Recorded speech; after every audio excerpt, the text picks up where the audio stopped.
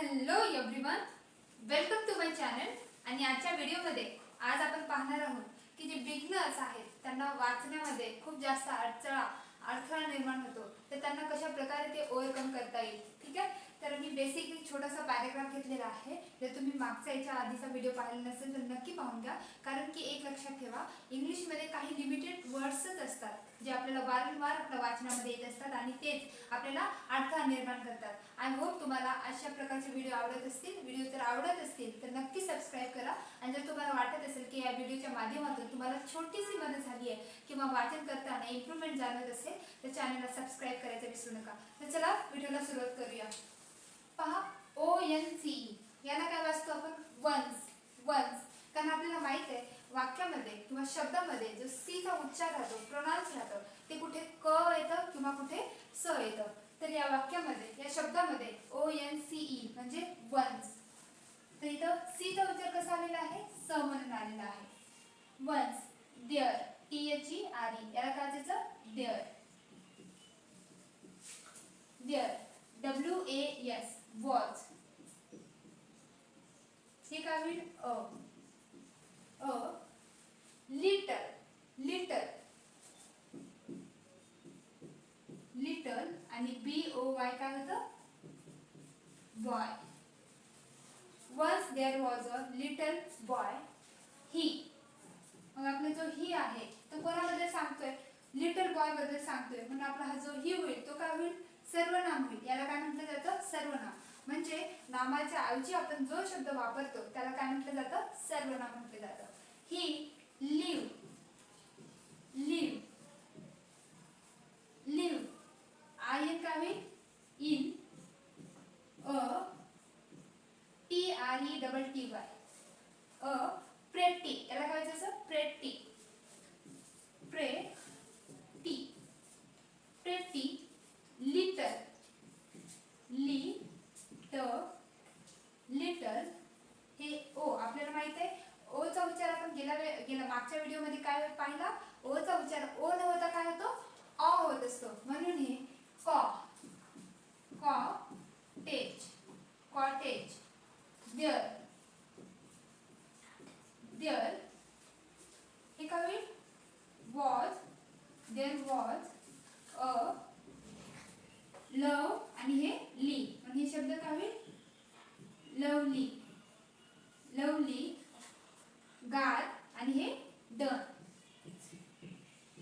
Garden. Round. Round. Round. हा शब्द होईल द. आणि इथे काय पाहिला?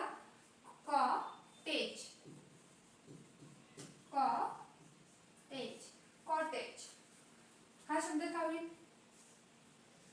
डिफरंट. म्हणून हा काय होईल? डिफरंट. ठीक आहे, जे मोठे शब्द राहतात त्यांना छोट्या छोट्या प्रकारे कशा प्रकारे त्यांना फोडून किंवा त्यांची फोड करून आपल्याला वाचायला सोपं होतं हे आपल्याला अशा शब्दांमधून समजून येईल. हे काय होईल? डिफरंट. काइंड्स.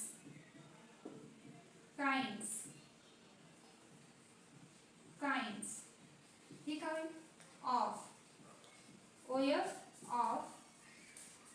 प्लांट आणि हे ट आणि स म्हणून हा प्लांट्स. प्लांट्स. ग्रीव. ग्रीव.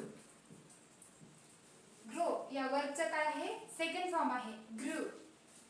हे इन. द. हे गार आणि हे डन. गार्डन. किंवा आपण याला असं सुद्धा लिहू शकतो, गार्डन. सो, येसो काय होतं? So there.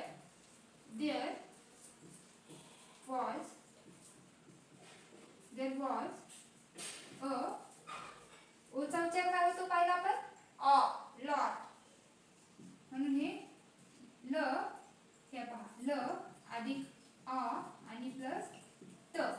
हा शब्द पूर्ण काय होईल? Lot of work. त्याला काय वाचायचं? Work to do there.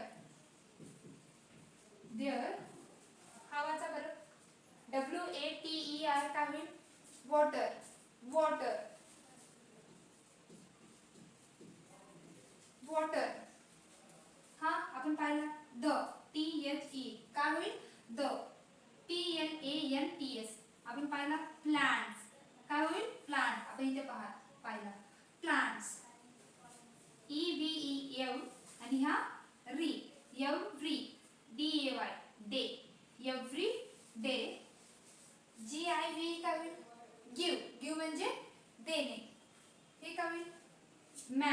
एचा उच्चार पण काय पाहिला गेल्या व्हिडिओ मध्ये. एचा उच्चार काय होतो आ होत असतो म्हणून हे मॅ आणि हे नियर मॅन्युअर. कसं वाचायचं मॅन्युअर. हा ओचा उच्चार आपण पाहिला फ्रॉ ऑ वाचायचं म्हणून फ आणि र हे जोडून आहे म्हणून from from. Time TIME time to time time to time.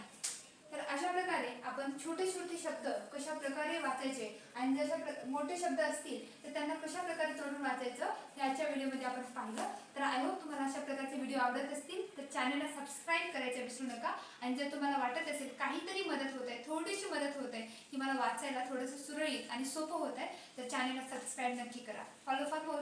Thank you so much.